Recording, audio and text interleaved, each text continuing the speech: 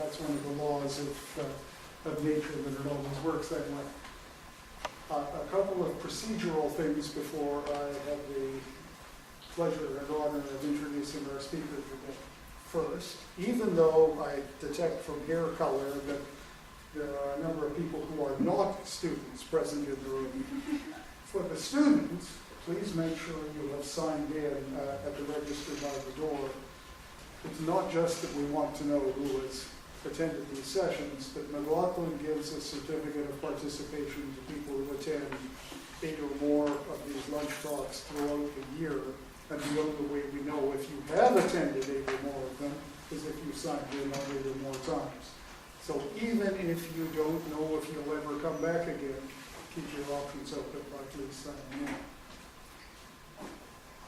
Mclaughlin College is the college at York University that is committed to the analysis and critical evaluation of public policy. Refugee policy is an area that has been a concern of York University and of Mclaughlin College for decades. And it is my distinct pleasure and honor to introduce today's speaker, who for decades has been intimately involved with not just the analysis of, but also the practice of refugee policy. He's going to be talking to us today about complicity and exclusion in refugee law.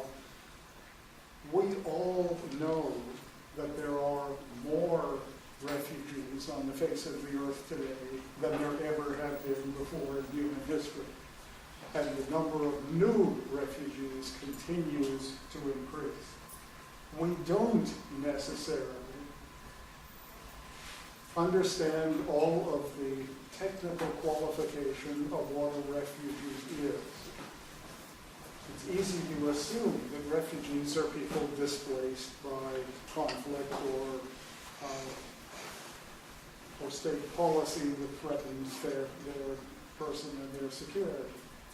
But not everyone displaced by conflict is eligible to be a refugee.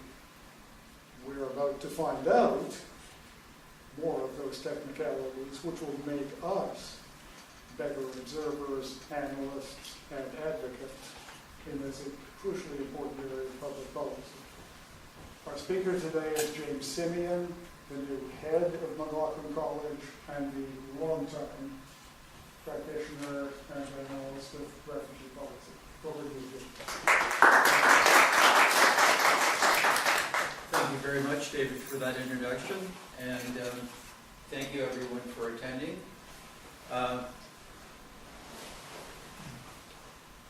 This is an aspect of international refugee law that I've been interested in for quite a while, and I was introduced to this whole area as a member of the Immigration and Refugee Board of Canada adjudicating claims for refugee status.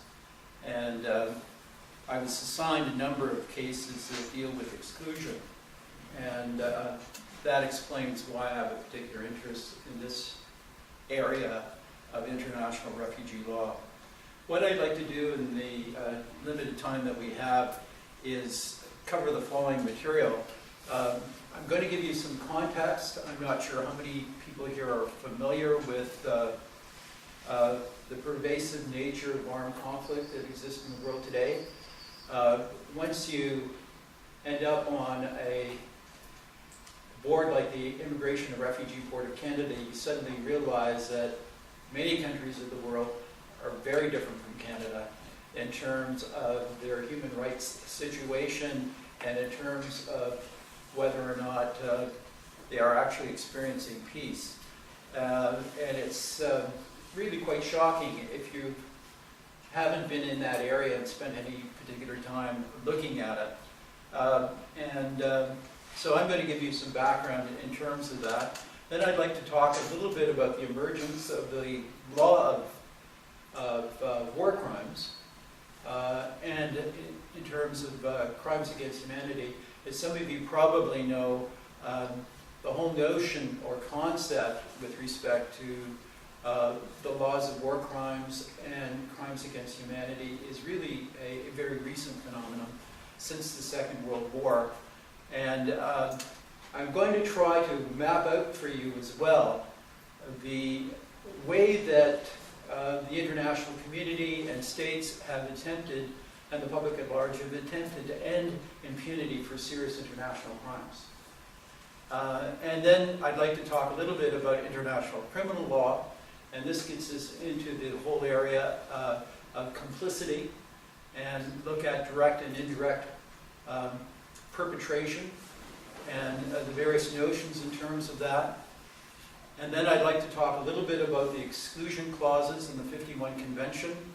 The exclusion clause that I'd like to focus on specifically is Article 1F. However, there are other clauses that exclude individuals as well. I'm not going to spend time on Articles 1D and 1E. If you're interested in those, please look at the 51 Convention. And then I'd like to, this is a bit of a whirlwind tour, I'm afraid, within the time. I'd like to touch on 3 cases that deal with Article 1FA in different jurisdictions. The J.S. Sharlampa case, the Supreme Court of the United Kingdom, the Tamil X case from New Zealand Supreme Court, and Esicola, which is the Canadian Supreme Court. And then I'd like to leave you with some concluding thoughts and reflections. So let's start in terms of the pervasive nature in terms of international or armed conflict in the world today. Depending on how you define it, and that can sometimes be contentious, what consists of an armed conflict? Some people think there are approximately 60 armed conflicts that exist in the world today. The classic way in terms of defining an armed conflict is the number of deaths that occur in a year, in a calendar year. So currently there are 5 states in which there are 10,000 or more people dying per year in terms of the conflict. There are some 12 states between more than 1,000 to 10,000. There are 21 states where you have over 100 people to 1,000 people being killed, and 21 between 1 person and 100 people being killed. If you look at the latest statistics with respect to the number of people that are displaced, and David made a reference to this being the largest amount since we've actually been recording this through UNHCR, there's been a dramatic increase. And if you look at it, the period between 1997, 33.9 million people, to currently, or the latest report, which is 27 Global Trends Report, which covers 2016, it's 68.5 million. And in fact, there are probably over 69 million people now that have been forcibly displaced. And the increase in terms of the violence that's perpetrating all of this is one that's quite dramatic. So if you look at the numbers between 1 and 160 people a decade ago, we're now at 1 to 110 people that are being displaced in the world. And the remarkable aspect in terms of all of this is that, in fact, there are 5 countries that account for over 2/3, 68% of all of the forcibly displaced people in the world. And not surprisingly, those 5 countries happen to be Syria. Syria is considered to be the most deadliest armed conflict in the world today, with something in the order of about 39,000 people that are being killed. And then you have Afghanistan, South Sudan, Myanmar, and Somalia. And those 5 countries, as I indicated, account for the predominant amount of people that are forcibly displaced in the world. So there's a clear correlation between armed conflict and forced displacement. That's not surprising, of course, because if you think about the history of the 51 Convention, when was the 51 Convention actually negotiated? It was negotiated at the end of the Second World War. What was it intended to do? It was intended to deal with the refugee crisis that existed in the Second World War after that particular armed conflict occurred. And it was intended specifically to address that problem. And it wasn't internationalized, incidentally, in terms of a universal human rights instrument, if you will, until 1967, when the protocol lifted the geographic and temporal limitations on the 51 Convention. If you look at the armed conflicts and insurgency groups, that's interesting as well. If you look at that on a regional basis, you'll find that, for example, in Africa, there are 29 countries with 241 militia, guerrilla, terrorist, separatist, and Arctic groups that are active in that particular country. Now, if you know a little bit about Africa, there are 54 states on the African continent. So it's more than half the countries in Africa that are engaged in armed conflict. And that could explain to a great extent, of course, the problems that Africa has in terms of development. If you don't have security, and if there's armed conflict taking place across the world, or in that particular area of the world, then other things are obviously not going to flow from that in terms of economic and social development. So that's a real problem in various continents, as you can see. And then from this particular statistic, you can see that there are 67 countries that are actually engaged in some sort of armed conflict or insurgency. And that accounts for about 35% of the states of the world. So over a third of the countries of the world are actually engaged in some form of armed conflict. And if you look at the trend in terms of armed conflict, you'll find some people would argue that the severity in terms of war or armed conflict is actually decreasing. And that's probably true in terms of the overall statistics. If you look at the number of deaths that occurred in the Second World War, and then all of the conflicts that have occurred since the Second World War up to the present time. But it fluctuates, obviously, depending on what's happening in the world in terms of conflict itself. But the other interesting thing that is happening is the number of forcibly displaced people is increasing dramatically. So even though the number of people that are dying, perhaps, in terms of an armed conflict is perhaps going down, but I would argue the trend that we're in currently is actually increasing, you'll find that there are more people that are being forcibly displaced. And why is that? I'm not going to get into this here, but I've made an argument elsewhere. If you want to look at it, and that argument is basically that there's something else happening in terms of armed conflict that is leading to the escalation in terms of the number of people that are forcibly displaced. And that other thing is a very key element that I say is an accelerator or a catalyst in terms of forcible displacement in armed conflict situations, and that's terrorism. So that's my argument. My argument is that if you look at the statistics in terms of terrorism, most terrorism in the world today takes place in situations of armed conflict. And terrorism is intended, of course, to affect everyone else who isn't a fatality in terms of the terrorist attack. The terrorist attack is not intended, of course, obviously, it wants to do massive destruction if that's the intent. The intent is really to spread fear across everyone else who survives that particular terrorist incident. And spreading that fear, of course, I say is one of the keys in terms of why people want to leave a particular area. So they're living in an armed conflict situation, but if terrorism is taking place there, that fear that is incited in those people probably then drives them out of that particular area.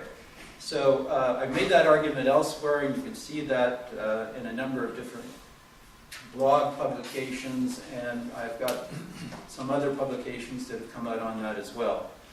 So if you look at the total number of drug cartels, militias, guerrillas, terrorist, separatist, and Antarctic groups, there is 780, according to this is Wars in the World website.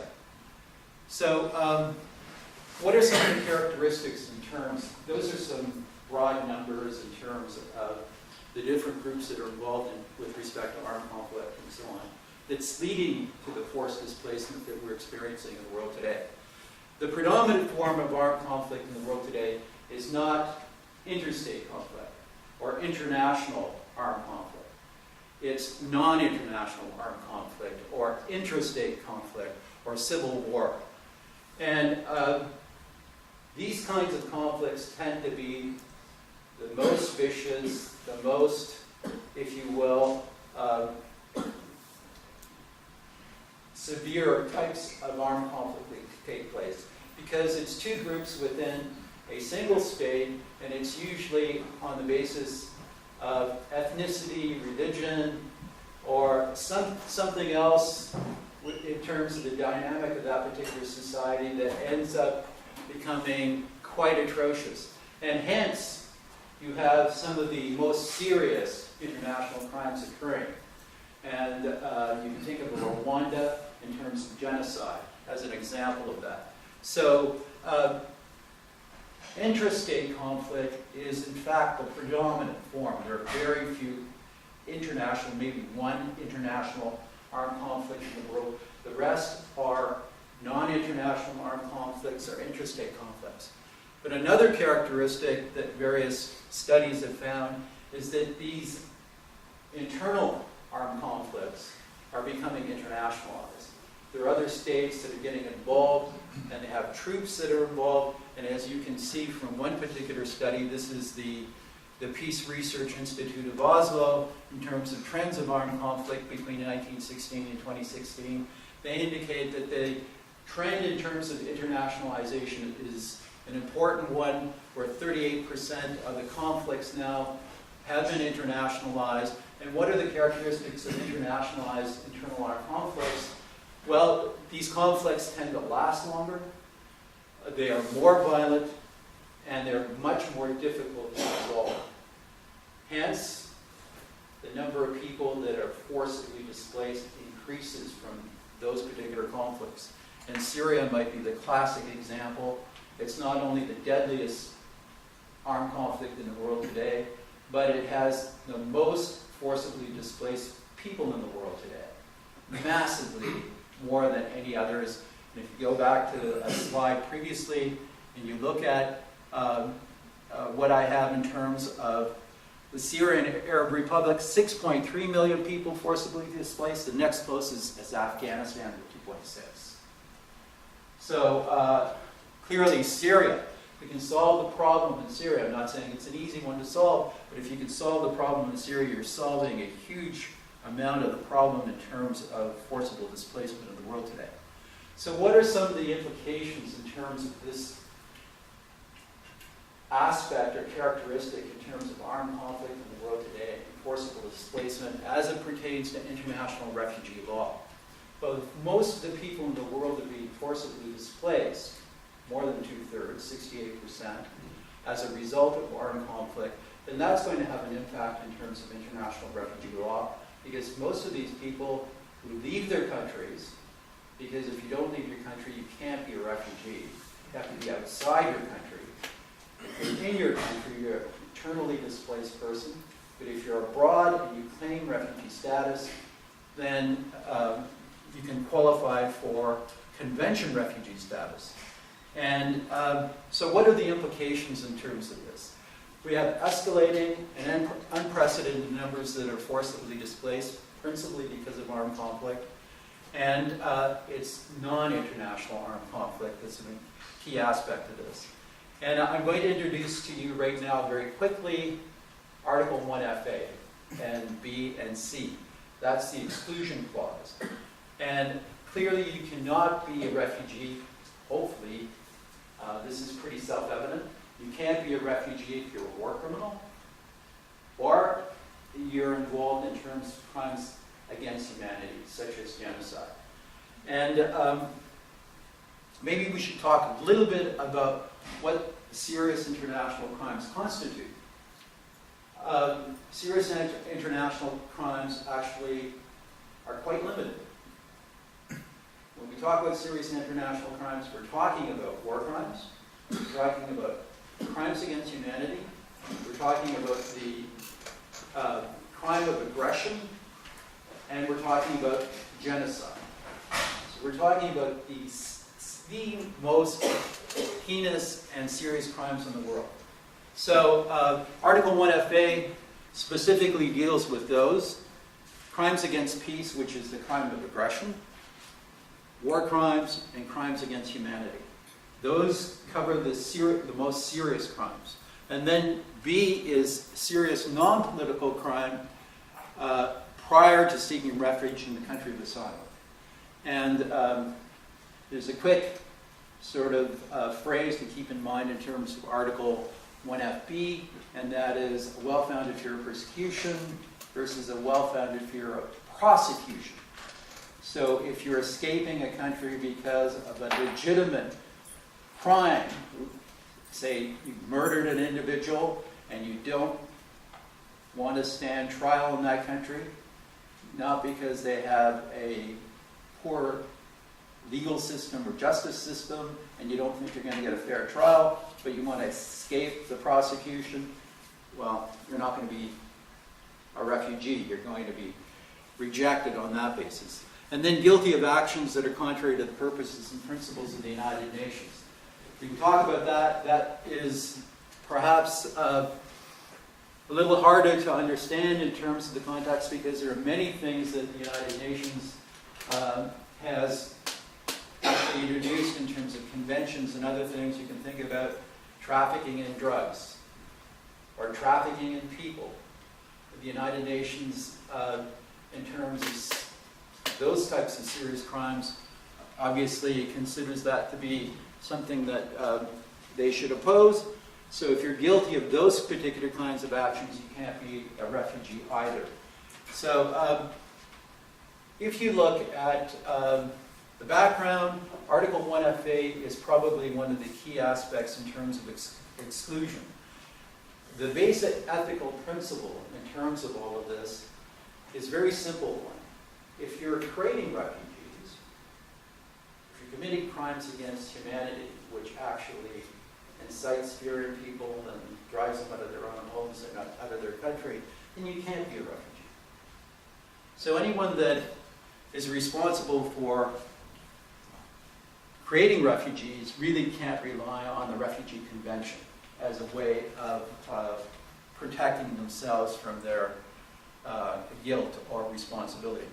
And then you can have individuals that are directly responsible and individuals that are indirectly responsible. And a very simple way of understanding this is if I give a gun to someone and that person uses the gun and commits a crime, whatever it is, theft or murder, I'm as guilty of the crime as the person who actually committed it. I'm an accomplice. I'm aiding and abetting.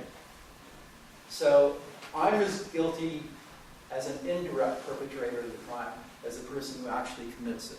So that's a fundamental principle of criminal law as well. So let me give you another aspect in terms of all of this, which I think is very important, and that is where we have the emergence of both war crimes and crimes against humanity. In the 20th century, after the Second World War, we had the military tribunal of Nuremberg, and that's 45 to 46, as you can see, and the leading figures in terms of the Nazi regime that were still left were prosecuted and convicted. And then we also had the Tokyo trials. So that established, if you will, the international criminal system as it emerged at that time. Then you had the 1948 Genocide Convention that was passed, the 1949 Geneva Conventions, the 1977 additional protocols that regulated the conduct in terms of war, that established certain principles in terms of how war should be conducted. So as an example, if you are actually forcibly recruiting children into armed conflict, and there are quite a few child soldiers in the world, something approximately 150,000 child soldiers in the world, then you're committing a war crime. So there are various aspects in terms of these conventions that prohibit not only weapons, such as poison gas and so on, but it also in terms of forcibly recruiting individuals into armed conflict, especially minors. Also, legislative authority that was granted in terms of domestic courts to deal with war criminals both in Europe and in the Americas and Asia, and then case law that has emerged in terms of that from the domestic courts. And then you have important principles that emerged in a number of cases such as the Barbie case, the Eichmann trial, and so on, that are also contributed in terms of international criminal law. Then you had the United Nations establishing a number of international criminal tribunals. So after the Yugoslavian wars, you had the International Criminal Tribunal for the former Yugoslavia that was established, that operated between 1993 and 2017, and also the International Criminal Tribunal for Rwanda that operated between 1994 and 2015. Very important courts, and I'll talk a little bit more about that. And then we had the establishment of the International Criminal Court with the Rome Statute in July of 1998 that came into force in 2002. So you can see that we had all of these international tribunals, court systems that were established by the United Nations that really had established the firm foundation in terms of international criminal law.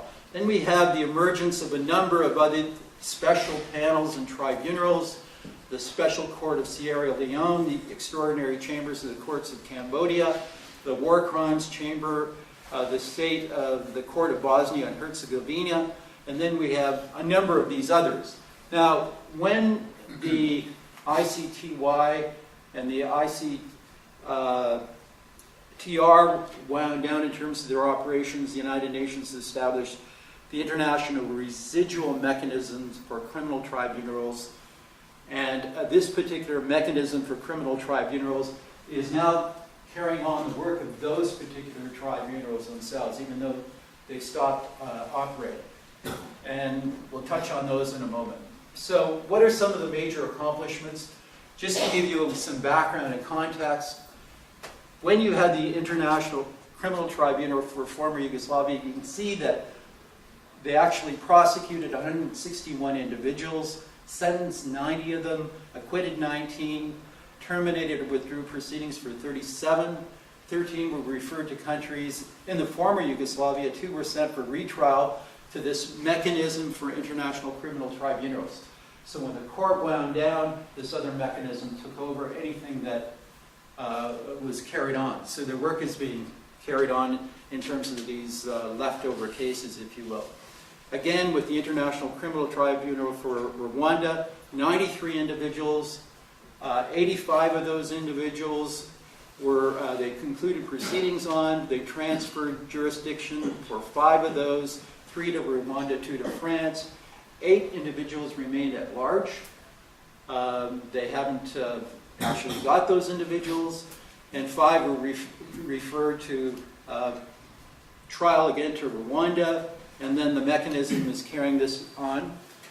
The important thing, I think, to emphasize in terms of all of this, and I've got this in red, is that national courts have played a very important role in prosecuting persons for international crimes. So if you look at the operation of the ICC, which is the International Criminal Court, there's a thing called complementarity.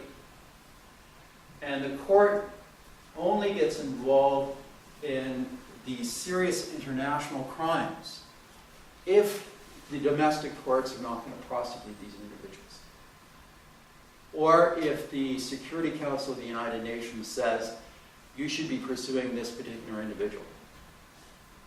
So the chief prosecutor of the ICC is not going to proceed in terms of prosecuting an individual unless it can't be done at the domestic level.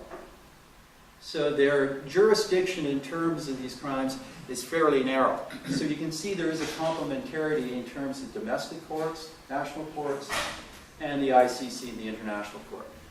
The ICC is not an agency of the United Nations. It's a separate body.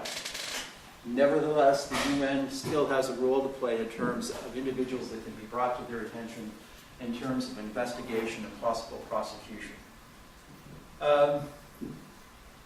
So the other thing to keep in mind here, which is very important, is that Joseph Ritkoff, and incidentally Joseph Ritkoff is a fellow at Mclaughlin College, probably one of the most prominent individuals in this whole particular area. of exclusion. I think he's probably the world authority in terms of exclusion.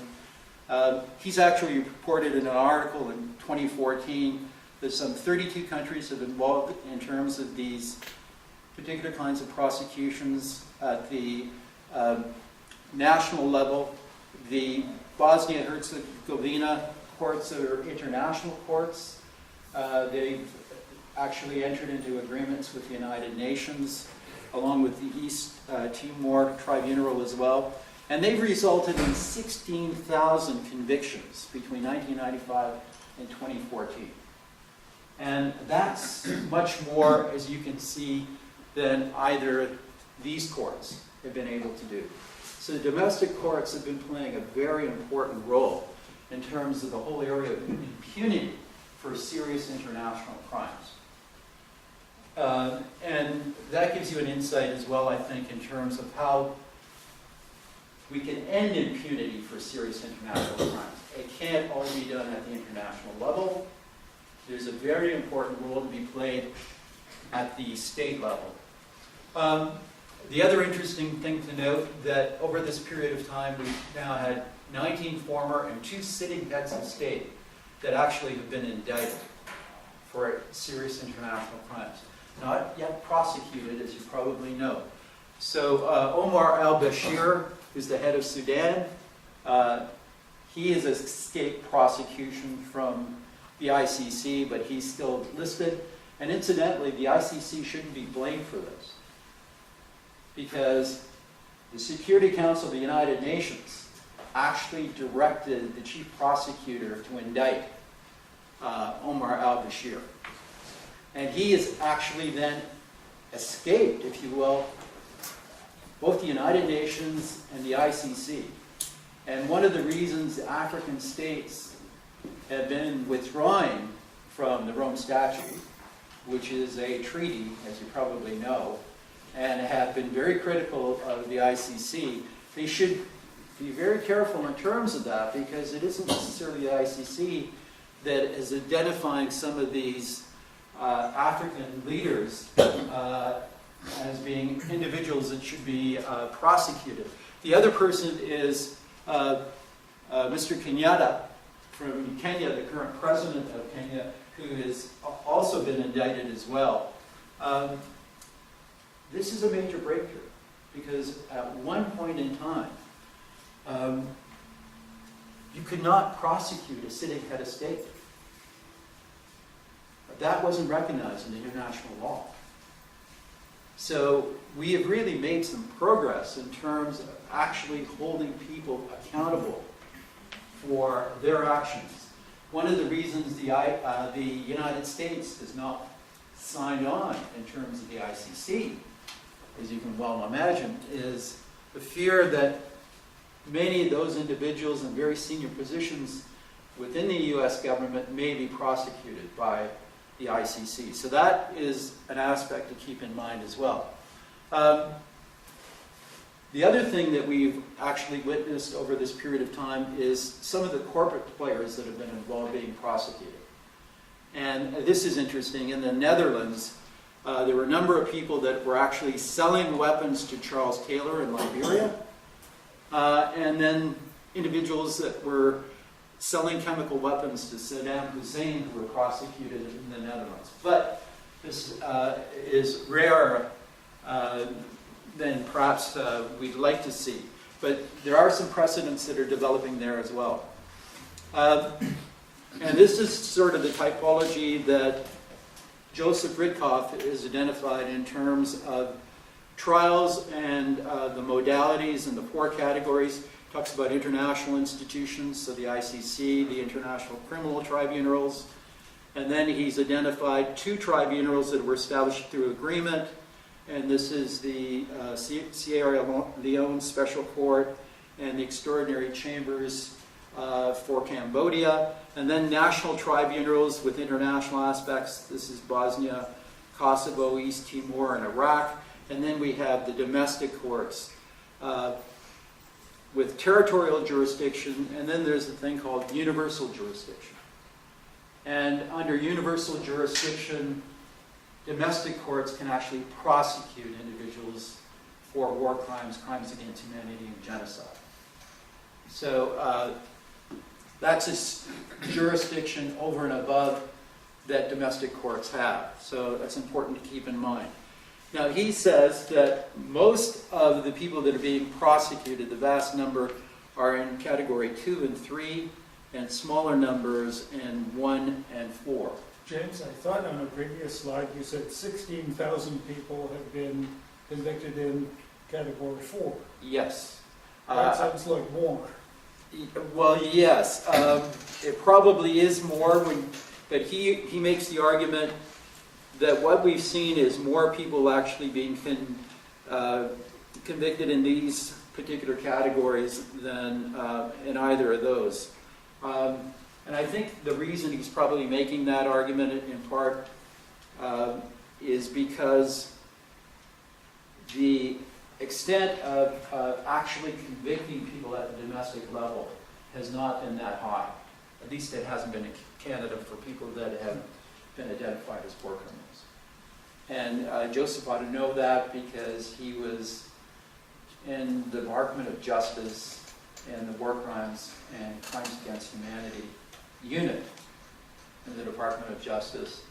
And as some of you probably know, there have been a number of people that the government's tried to prosecute as war criminals, and they haven't succeeded. There are a lot of problems in terms of prosecuting individuals for these serious international crimes. And we can talk about that as well. It's very expensive. The ICC is considered to be one of the most expensive things in operation, and there's a number of reasons for that, and I don't want to deflect this, but I can discuss it with you after, but I would like to go through some of these other slides. So under international criminal law, this is the important aspect. If you go to the Rome Statute and you look at the serious international crimes and how they're defined, it's very important. And a number of their judgments have been issued that have looked at this. The general principles in terms of criminal responsibility or liability in terms of these kinds of crimes were enunciated in further detail in the Katanga trial of 2014, and it identifies a number of things like planning, ordering, inducing, soliciting, instigating, co-perpetration, complicity, coming from the ICTY and ICTR in terms of genocide only, participate, and this is the extraordinary chambers of the Court of Cambodia, aiding and abetting, accessory after the fact, joint criminal enterprise. I'll talk a little bit more about that. That is a very complicated three-tier type of liability, and it's intended to take people that have, they're at the lowest level in terms of their involvement for perpetrating a particular crime. Commander superior responsibility and membership in a particular organization that has criminal intent and involvement. And what we have seen then is the domestic courts have relied on these existing modes of liability in terms of their own criminal codes, but they've also drawn upon the jurisprudence that has come out of the ICC and these other international tribunals. And you'll see this in a moment when I talk about these other cases. So just a brief reminder in terms of the exclusion clauses, because this is important to give you the context in terms of exclusion from refugee status. The exclusion clause under Article 1F is important because, and I'm using the terminology here from UNHCR, because these are individuals who are not deserving of international refugee protection. And who are these individuals? So if you look at specific Article 1F, you'll see that these are the three sections. The general provision being the provisions of this convention shall not apply to any person with respect to whom there are serious reasons for considering. That's an important phrase, serious reasons for considering. And there's a test in terms of that. And then under Article 1FA, has committed a crime against peace, war crime, or crime against humanity. And this is where it incorporates other branches of public international law, specifically international criminal law, but also international humanitarian law or the laws of war. So, as defined in international instruments drawn up to make provision in respect to such crimes.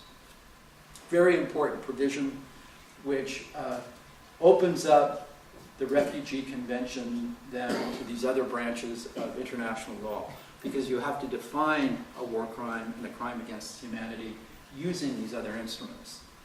Has committed a serious non-political crime outside the country of refuge. We talked a little bit about that. The prosecution, persecution element, and then has been guilty of acts contrary to the purposes and principles of the United Nations. One thing that I'll point out that's interesting is A says committed a crime. B says has committed a crime.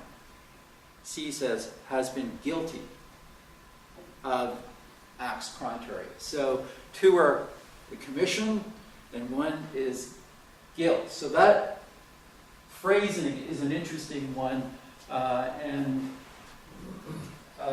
is an aspect that should be considered, and others have said that one way of interpreting those provisions is important to keep those aspects in mind. So what are some of the leading judgments? Let me take you to some of the jurisprudence. David, hopefully I haven't gone too long in terms of my presentation. Some of the leading judgments, and I want to touch upon at least three countries. As I indicated before, we'll start with J.S. Sri Lanka. J.S. Sri Lanka was a judgment of the UK Supreme Court.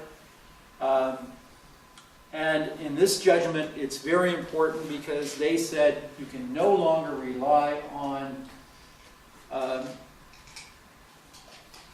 anything that existed prior to the ICC or the Rome Statute.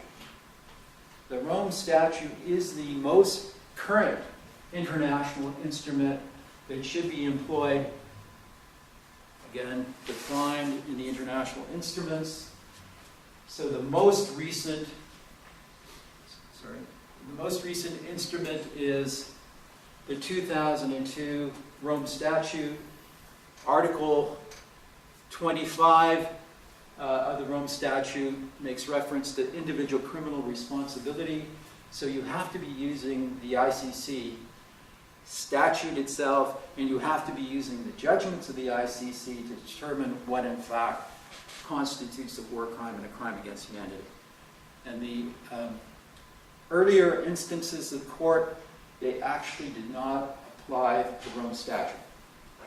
So by the time it came to the UK Supreme Court, they said definitively the Rome Statute now has to be applied in defining those terms.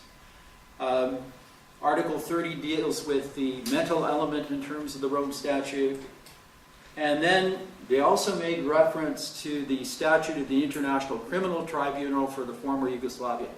And this judgment was in 2010, and the International Criminal Tribunal for the former Yugoslavia was still active at that time, as I recall. So they said you should be drawing upon those. And in fact, that's what they did themselves. They actually drew from the Tadic decision, which was, I believe, the very first person who was prosecuted for a war crime since Nuremberg in Europe. So that was July 1999. So that was a very important judgment of the ICTY.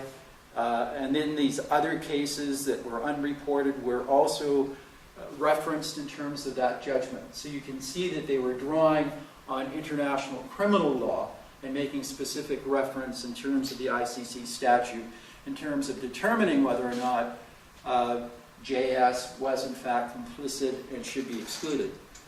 And then they come up with a very interesting standard in terms of testing whether or not somebody is complicit in an international crime and therefore should be excluded under Article 1FA.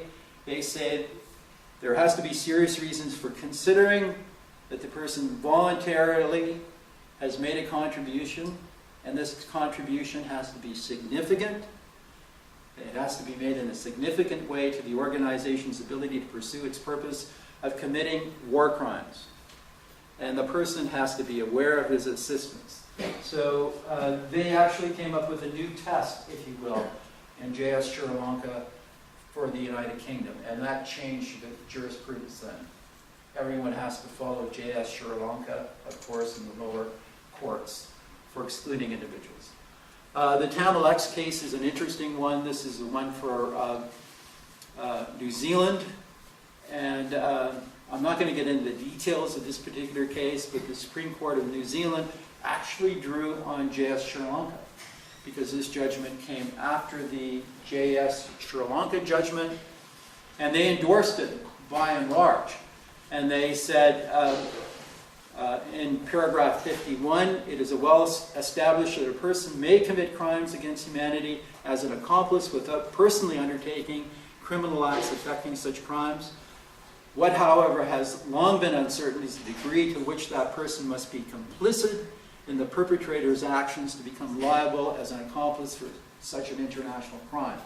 So they acknowledge that you can be an accomplice to genocide, but what is the line you have to cross to be complicit in that particular crime? Again, they follow the jurisprudence from the international criminal law. They make reference to TADIC. I'm not sure how that's pronounced, so I'm not going to bother trying to pronounce it. Skeu and Muzema, they make reference to all of these particular judgments, and as you can see, that's the judgment. Both of these are judgments of the ICTY. These are judgments of the ICTR. So again, drawing upon the Rome Statute and then drawing upon the judgments of these other international tribunals. And then finally, Asicola, which is the Supreme Court of Canada's judgment in 2013. You may have heard me talk about Asicola previously. Asicola has set the standard in terms of exclusion under Article 1FA and established a new test. And this individual was a citizen of the Democratic Republic of Congo. He was a senior official in the permanent mission of the DRC in the United Nations in New York. He resigned his position, came to Canada, and claimed refugee status. The Immigration and Refugee Board excluded the individual. His case made it all the way up to the Supreme Court of Canada, and they examined the issue, and what did they do? They drew upon international criminal law, and they drew upon a number of cases looking at this. Again, you can see the number of cases from the ICC, and then a number of cases here, again from the ICTY, that was part of the judgment in Asicola. And at Asicola judgment, what the Supreme Court said is there must be a link between the individual and the criminal purpose of the group in the application of Article 1FA. The link is established where there are serious reasons for considering. That's the first provision of Article 1F, as you know. And then the individual has voluntarily made, again, significant and knowing contribution to the group's crime or criminal purpose. It's almost identical to JS Sri Lanka in terms of the standard that's been set. So you can see, and in fact, they actually draw upon international jurisprudence from their sister courts in the UK and New Zealand and elsewhere. So they established then the new test for Article 1FA and exclusion. Joint criminal liability, like common purpose liability, they make reference to the ICC in terms of Article 25. And they make reference to the fact that if you look at the international jurisprudence, significant contribution is the key element in terms of deciding whether or not a person has made sufficient contribution to therefore be excluded. So let me give you some of my concluding thoughts and reflections in terms of everything I've tried to cover in about 45 minutes, I guess. So what we've seen over the last 3 decades in terms of the international community, I think, is a number of very remarkable developments in terms of both international domestic courts and trying to address the problem of impunity for serious international crimes, and therefore whether or not a person should be excluded for their complicity in terms of international crimes under Article 1F generally, but specifically Article 1FA. The ICC now is the standard, if you will, in terms of determining what constitutes a serious international crime under the Rome Statute. But as you can see, complementarity is very important because it's the combination of national or domestic courts also working closely with international courts that are key. International criminal law, and I try to illustrate this with the three cases, you can see is now embedded in terms of the application and interpretation of the exclusion provisions in terms of the 1951 Convention. And again, if you're an accessory, if you're an indirect perpetrator, you're as guilty as the person that actually commits the crime, and therefore you have liability, and that could lead to your exclusion from refugee status. So if you look at these three leading cases, they're all, as you can see, common law jurisdictions. They don't cover civil law jurisdictions. You can see that they have established a very similar test, if not an identical test, in terms of what constitutes complicity for involvement in terms of war crimes, crimes against humanity. The crime of aggression is really, it's never been exercised in Canada. It's rarely exercised.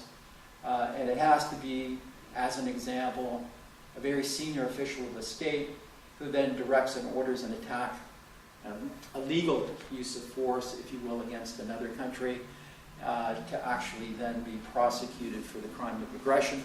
But as some of you might know, the crime of aggression was recently introduced into the Rome Statute through an amendment. And that process of amendment came well after 2020. I think it was 2010 by the time it was finally brought into the statute itself. And then this brings us full circle in terms of protracted armed conflict. And I want to take you back to what I was saying earlier in terms of the number of the people that are forcibly displaced, the number of serious armed conflicts that are taking place in the world today. The point I'm going to make there is the issue of exclusion for involvement in terms of serious international crimes is not probably going to diminish. It's probably going to become more important in terms of international refugee law if that trend continues. And we can talk about other aspects in terms of that, but looking at it very narrowly in terms of international refugee law, exclusion is not going to go away. It's going to become more important, and particularly Article 1FA is going to become more important. And there have been instances in which individuals have been excluded, who come to the attention of authorities, and then have been prosecuted. So that's an element as well. But all of this, as you can see, in terms of the 51 Convention, fits into this broader plan, if you will, in terms of dealing with the issue of impunity for involvement in serious international crimes. So I'll end it there. David, I'm prepared to take any questions. All right, I'll let you field your own questions. Yes? So just to clarify, if someone is excluded from refugee protection because they committed these crimes, are they then automatically prosecuted? Are they deported back to the country where these crimes supposedly happened and then prosecuted there? Or what happens next? That's an excellent question. Because you are excluded from refugee protection, doesn't mean that you can be returned to your country. No. Particularly if you have a well-founded fear of persecution. So let's say you meet all of the requirements in terms of the convention to receive convention refugee status legally. That is, you're outside your country, you have a well-founded fear of persecution, it has to be one of the 5 grounds: race, religion, ethnicity, membership in a particular social group or political opinion, And you can't receive state protection in your own country. In fact, many states may be the persecutors, the agent persecutors. So if you met all of those requirements, but you happen to be involved with a group that commits war crimes, and then you're found to have made a significant contribution towards those war crimes, you're excluded. You can't receive refugee protection. That doesn't necessarily mean you're going to be sent back to court, because there's a thing called non-refoulement. And non-refoulement means anyone who can be persecuted can never be sent back to persecution. It's, in my view, it's identical to torture. No one can be sent back to be tortured anywhere.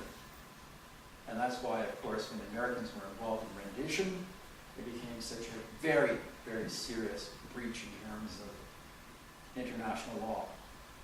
And the United States was roundly criticized for those actions, and rightly so.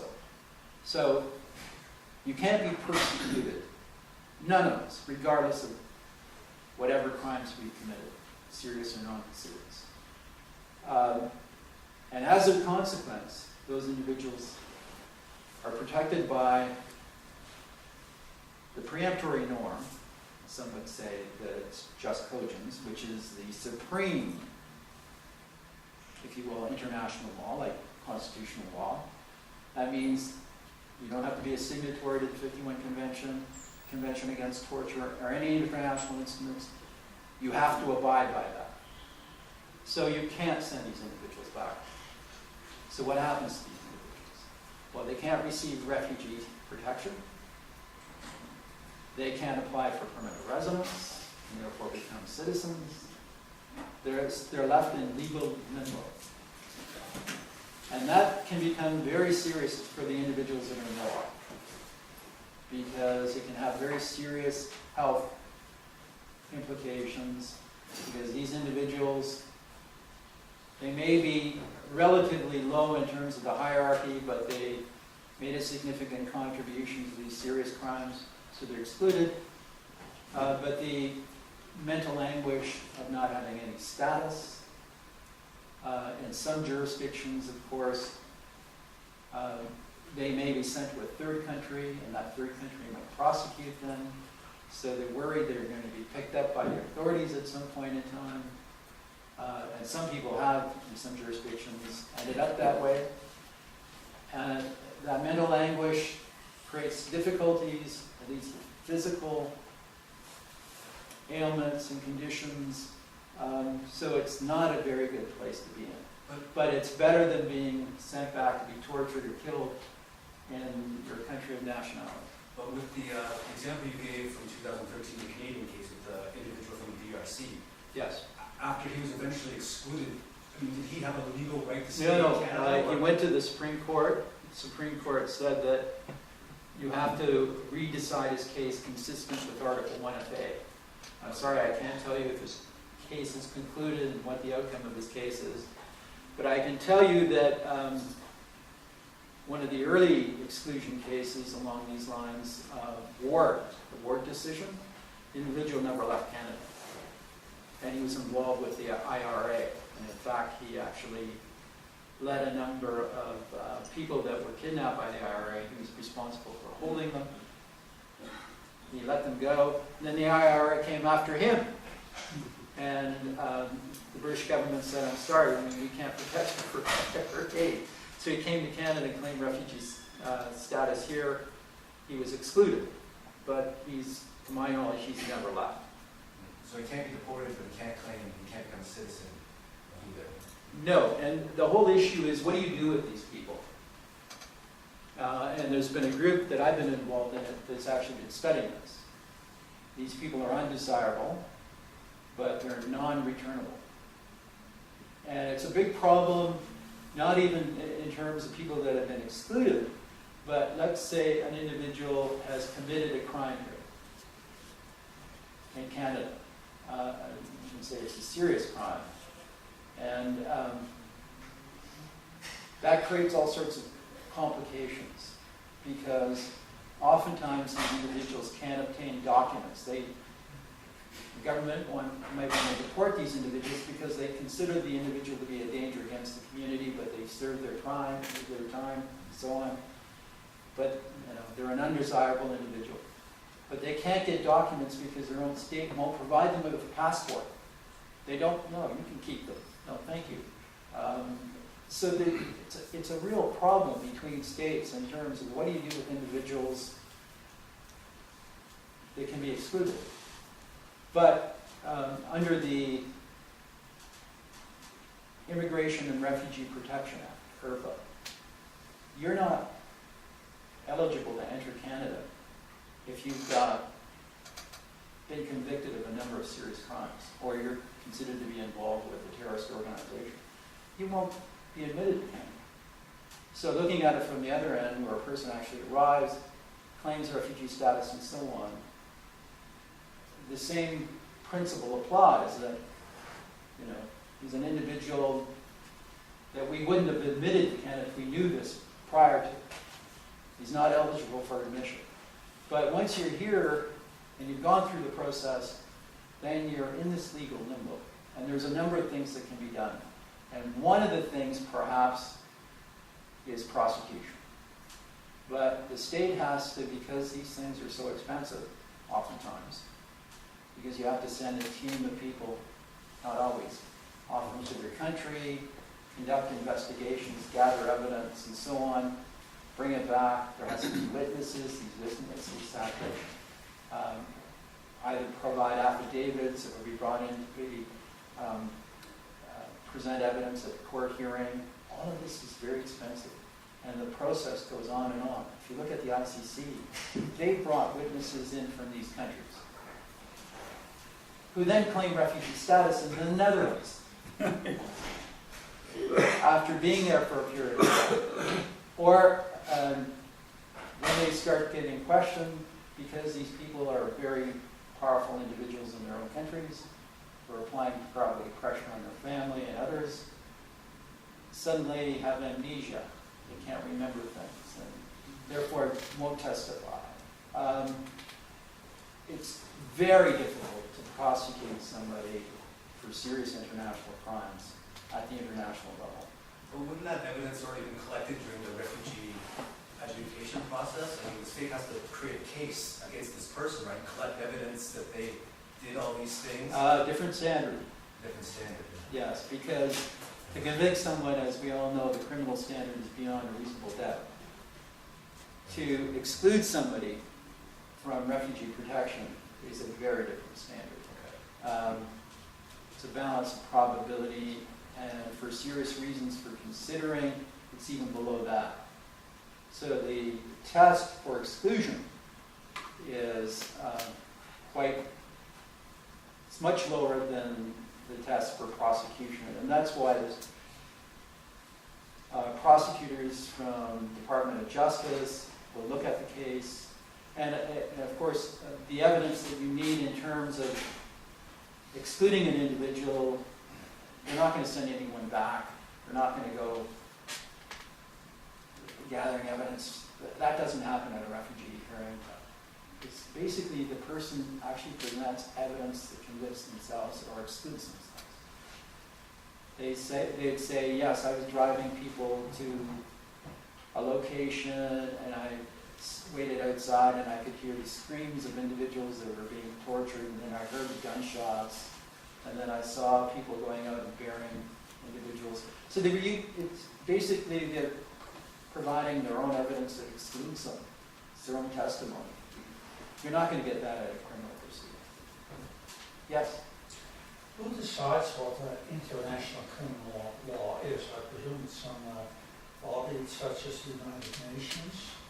And if so, does that mean that we could have a body where we get nice people appointed by, say, Robert Mugabe and Muammar Gaddafi, drafting some legislation that could be a bit anathema to us liberal-minded folks in Canada?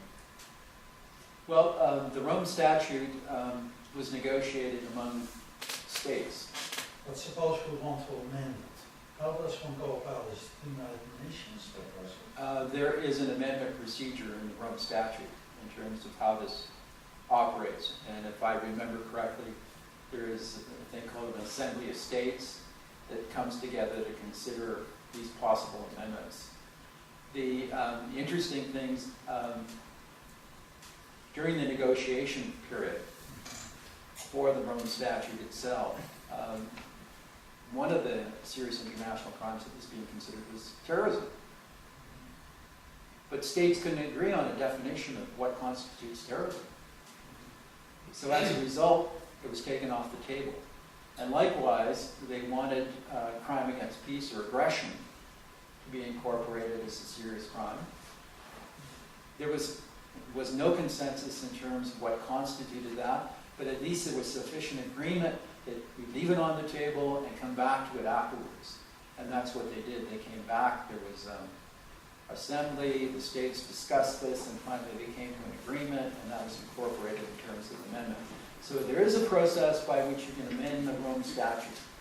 And yes, you can have actually states that have terrible human rights records that could be involved in terms of the negotiation process and with respect to what constitutes a crime of aggression or terrorism or something else. The United States was involved right up to the last moment and then decided they weren't going to accept the ICC because they didn't like certain provisions in terms of it. But the international community, the other states said, no, we're going to proceed with this. There are a number of other states. I shouldn't single out the United States. I think Russia is not a party to the Rome Statute. China is not a party to the Rome Statute. So there are a number of other large superpowers that aren't involved in terms of the ICC. Yeah, It only applies to countries that wanted to apply to. Is that how it works? Yes, they only have jurisdiction. You have to be a state party where they have the jurisdiction. And then there's another number of ways it can come up. The chief prosecutor for the ICC is the person that decides whether or not a case should be pursued, investigated, and then they have to go up to the first instance tribunal, and then there's an appeal tribunal after that. So they're the ones that bring the case forward, and then the individuals that are indicted, of course, are brought to the Hague, and then the process of prosecution takes place, and they're represented by counsel and everything else. So, yeah, and as I indicated before, the Security Council also has a role in terms of bringing cases to the attention of the ICC. They have to deal with it. Once it comes from the Security Council, as we know, which includes the United States, and just said, including Russia and China, when they bring those cases forward, they have to deal with it. So if the Security Council says this applies, even if that country says we're exempt, that's just tough? No, they have to have jurisdiction to do that. And the other thing you have to be mindful of, in these larger states, they should have court systems that should be able to prosecute these individuals. So the ICC will not get involved if there's capacity and willingness on the part of the domestic, through complementarity, the domestic system to deal with the case. If the domestic courts don't deal with it, then they'll take it on. So that's why there, as Joseph Ritkoff has pointed out, there are very few cases that end up at the ICC. Tom? Yeah, I wonder if you could possibly go back to that part of your talk where you made reference to the difference between committing something and being found guilty. Remember where you pointed it out? There were two. There it is. I need some clarification, James. I wonder if you could tell me, when you say committed, does that mean that this person has committed based upon a judgment that he or she is guilty of committing? Well,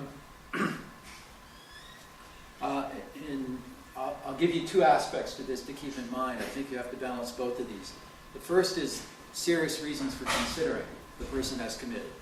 So the serious reasons for committing is a standard that is actually below the balance of probability, which is a civil standard, which is 50% or more.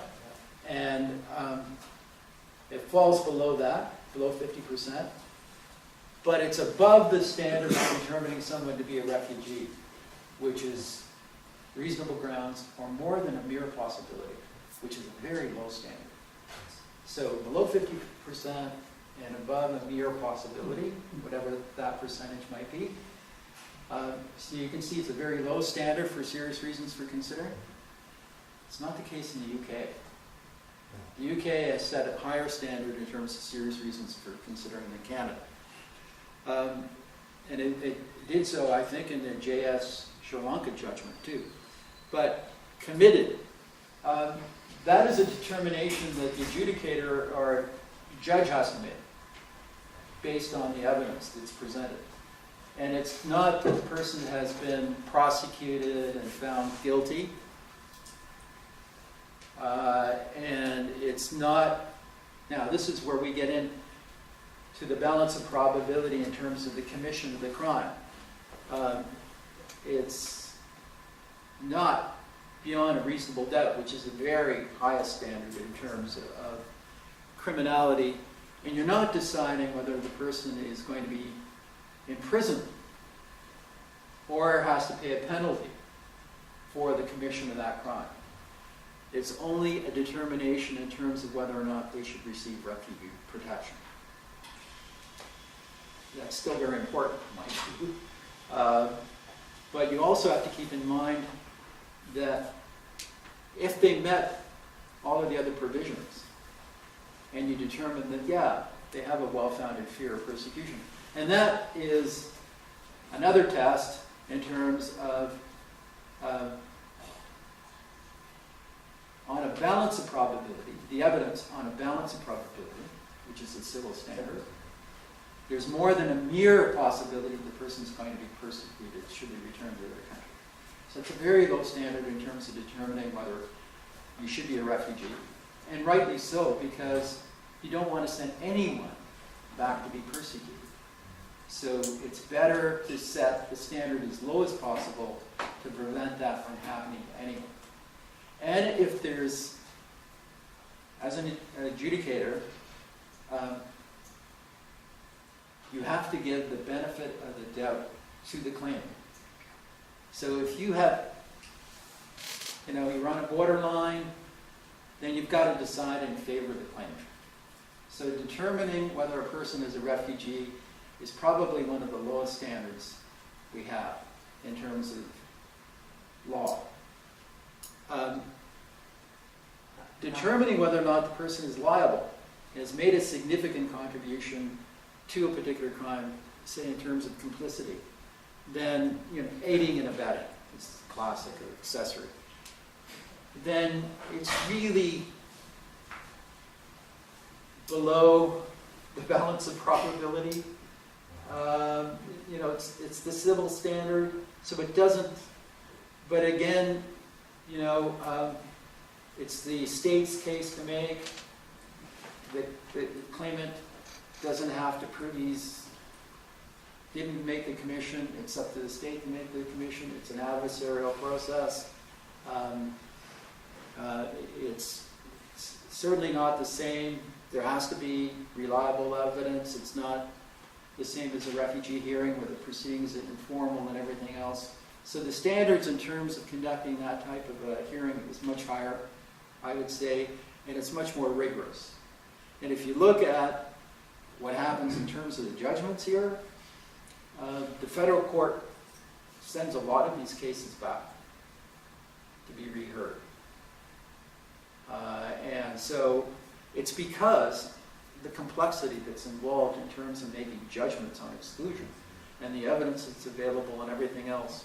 And as a consequence, then that's where it becomes very contentious, and then the courts have played a very important role in deciding whether or not the person should be excluded or sent back for rehearing and so on. Now, both of these cases of commission and guilty that you cite in A and B in the first case, C in the second, are they ones where the individual has presented or self-stated him or herself to get these things, like the example that you gave earlier? Okay. The person actually says, yes, I was actually in the car outside waiting for the... Well, let me give you the classic example where now the Supreme Court has actually decided Article 1FA, B, and C cases. So we have Asicola for A, we have Fedless for B, and we have Pushpanathan for C. Pushpanathan, that's actually a case that I heard after it came back to the IRB from the Immigration and Refugee Board of Canada. Tom, it was the hardest case I ever sat on my life at the board. It went on for multiple sittings.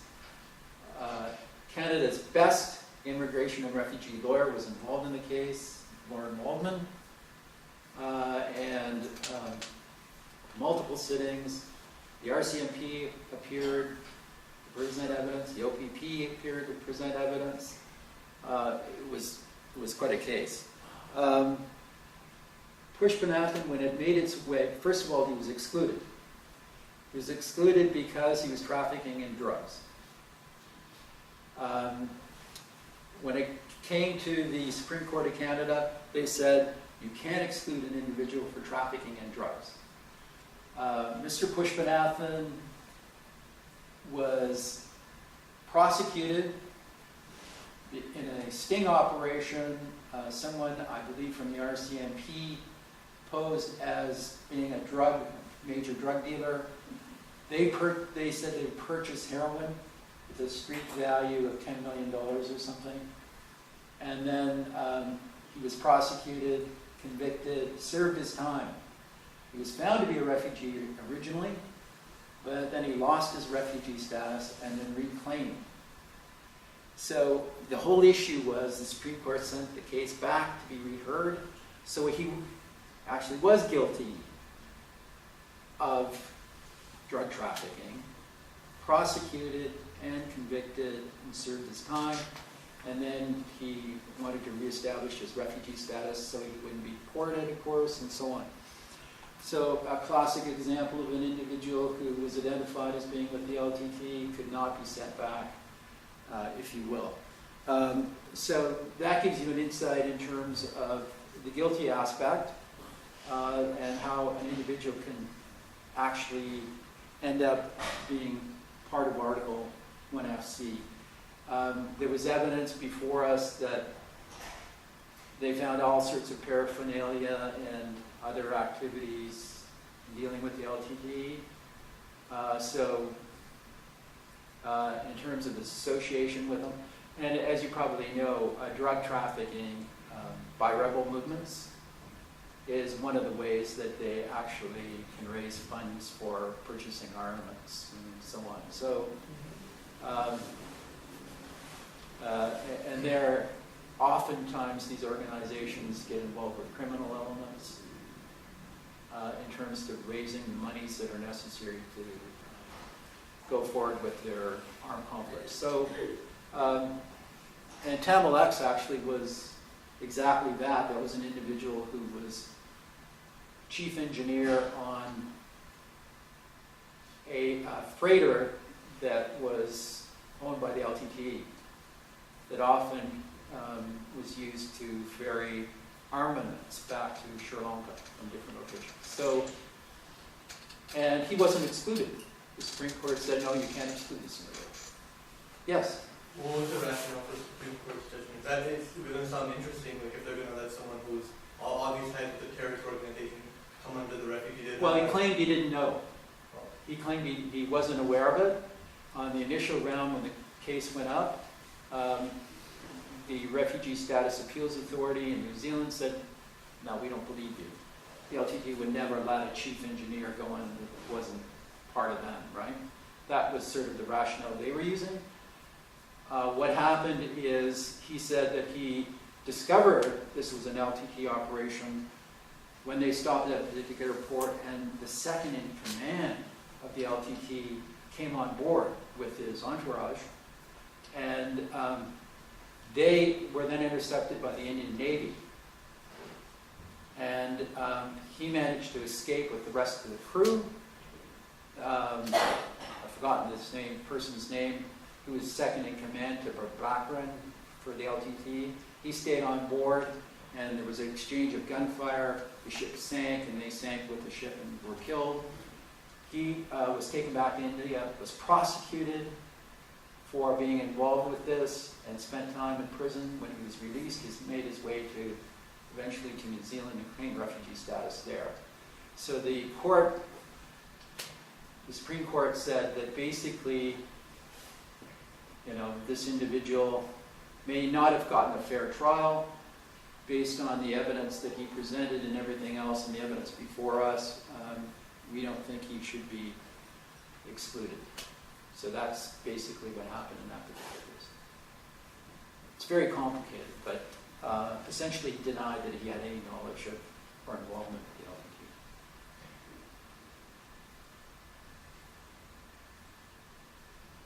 LTT. James, maybe you've spoken to this before, but I'm still puzzling now over A and B. Is the presumption of innocence until proven guilty here? That's an interesting point. It's not a criminal proceeding. It's an administrative law. So that's very different. And one of the major criticisms, of course, of many people, including some judges, is that the refugee system doesn't use the same safeguards as the criminal justice system. And as you know, in the criminal justice system, presumption of innocence is important, habeas corpus, all of these things. You have to be charged with an offense, you can't be incarcerated, et cetera, for long periods of time, and so forth. So we've built up various things in terms both procedurally and otherwise in terms of the law. This is an administrative law proceeding to determine whether or not a person should receive refugee status, which is considerably different than finding the person guilty of a serious crime, serious international crime for that matter. So the presumption of innocence, you could say, probably doesn't apply necessarily in terms of this. It's really the state has to demonstrate that this individual has committed this. You're not trying to prosecute the person to find them guilty of that particular serious international crime. You're trying to make a determination whether or not the person made a significant contribution towards that crime, the commission of the crime. It's criminal law that has to make the determination in terms of whether or not the person is guilty of that. It's whether or not, and I don't like to use this term, but it's a term that UNHCR uses. It's deserving of international protection. And if you're involved in any way in terms of serious international crimes that can produce refugees, then you shouldn't be relying on a convention to provide you with the kind of protection that's intended for refugees. So I think, in fairness, the two are different systems. I take the criticisms that academics are making in terms of protecting individuals, using perhaps all of the procedural and legal norms that have developed in terms of criminal law with respect to this procedure. I understand that argument, but I think it's apples and oranges to a great extent. Although it's fair enough to make the point that these judgments are so important, fundamentally important, that could determine the future welfare of an individual. You don't want to send anyone back to be persecuted. That could end up in the loss of their life, perhaps, or torture or anything else. But I think if it's done properly and fairly, the standards are so low in terms of determining refugee status. And here again, in terms of serious reasons for considering, the standards may not be the same as criminal standard, but I think the courts have determined it shouldn't be the same standard because it is a different procedure to try to decide something different. And as I've indicated before, non-refoulement is a principle, and this is why I don't like the term undeserving, because undeserving, everyone, human rights should be protected, even the people that commit the most heinous crimes. Those people have a right to human rights and should be protected.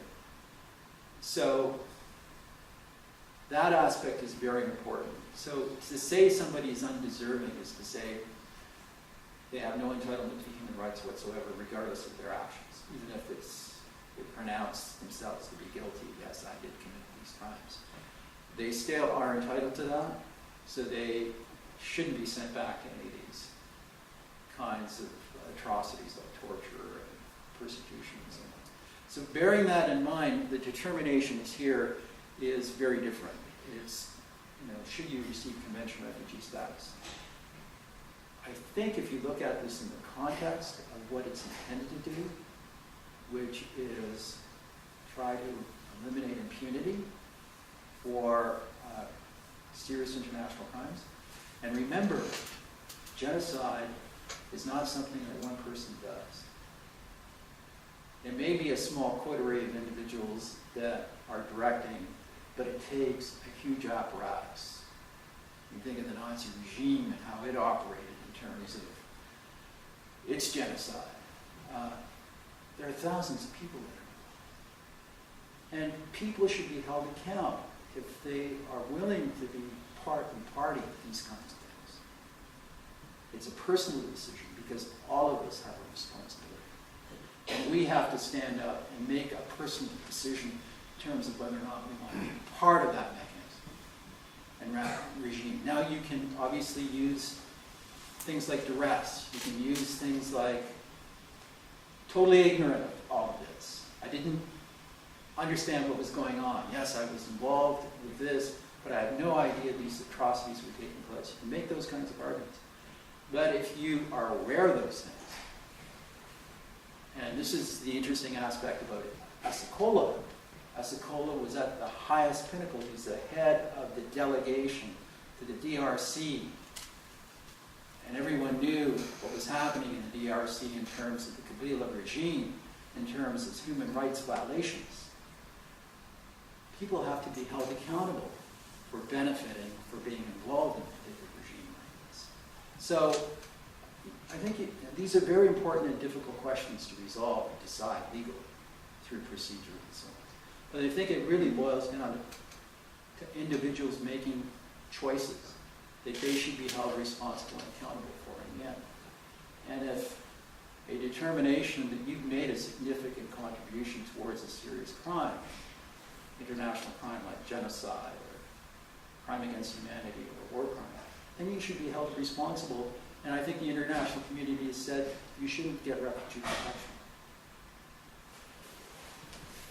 We've reached our witching hour, and people have clearly been interested enough to stay. I will volunteer James to continue informally to discuss further with any of you who haven't had enough of refugee exclusion yet. In thanking you, James, I think you, at least for me, opened up your next article. Because it really seems clear that we would benefit, not just in this room, from some numbers. It would be really fascinating to find out in Canada and perhaps in other jurisdictions what proportion of people who claim refugee status actually get refugee status and what proportion are excluded. And of those who are excluded, what proportion of them are sent back because it is felt they are not in danger of persecution, and what proportion of them are not sent back? That would really be fascinating to find out. I hadn't been aware of those subcategories until your talk today. and I'd really like to see that fleshed out. So after you finish your current article, there's your next one. Thank you very much. We have a host of other talks coming. Hope we'll see you back again. Very good.